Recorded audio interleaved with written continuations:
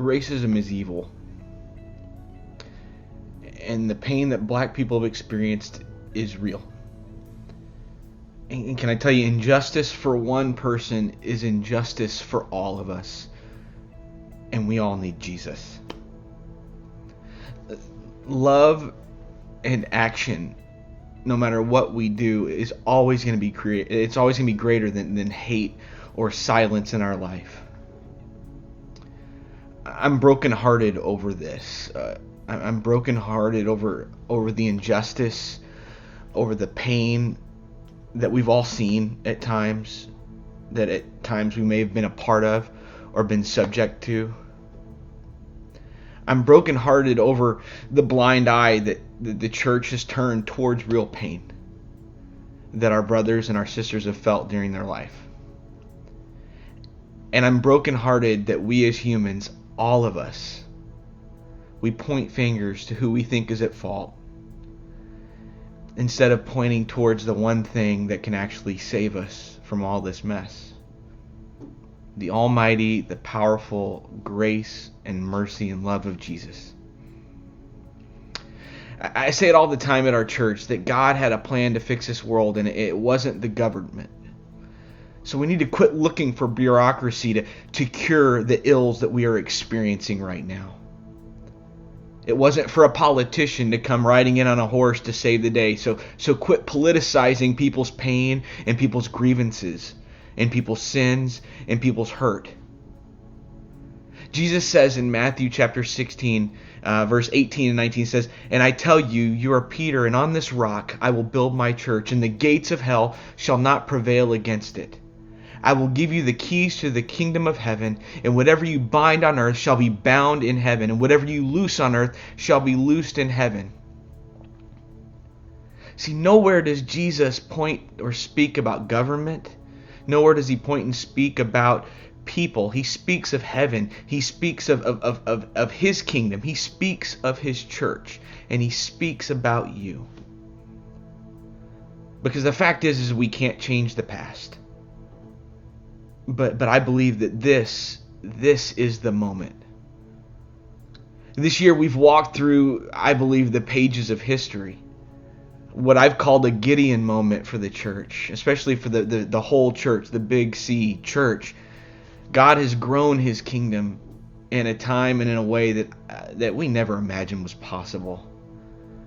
Online services were just a thing that some churches did just a matter of 3 months ago.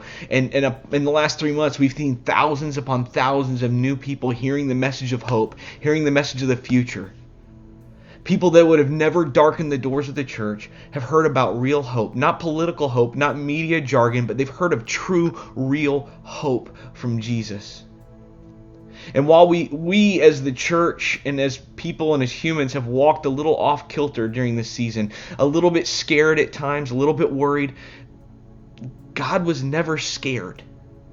He was never thrown off by what the future would hold. He has built his church in us.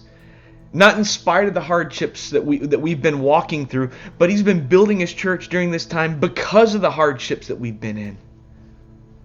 And today, we see our country burning with hate and with fear and with pain.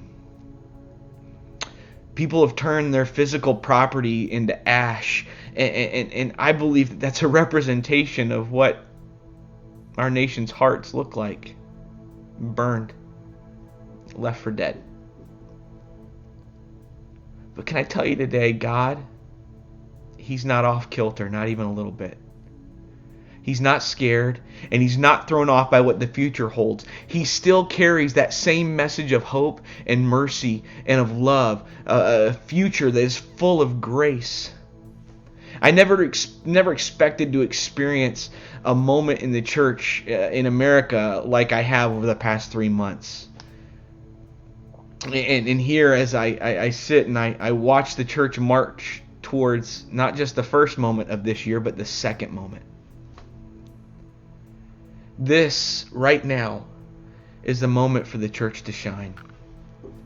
Not a moment for the church to accuse. This is the moment for the hope and future that we have to be blasted out into the lives of the people of our nation. This is the time for the church to experience its own 1968, a line in the sand where we can say we are without a doubt walking in the hope, in the future, in the love of Jesus. And that's all we're walking in. I leave you with this simple message. It was a quote from Dr. Martin Luther King, one of my church's overseers and one of my best friends, Carlo Serrano, Pastor Carlo. He quoted this today on his Facebook, and I just think it's really fitting. From Dr. Martin Luther King, he said, "What is needed is a realization that power without love is reckless and abusive, and that love without power is sentimental and anemic. Power at its best is love, implementing the demands of justice. Justice at its best is love, correcting everything that stands against love." Let us be the church that walks in the love of Jesus. Not a love that's without power and is anemic, but a love that is walking in the power and the demands for justice for our brothers and our sisters.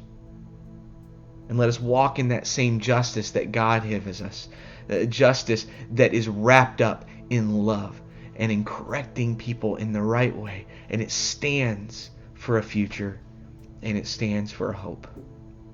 I love you guys. Be safe. Be love. Be hope for the people around you.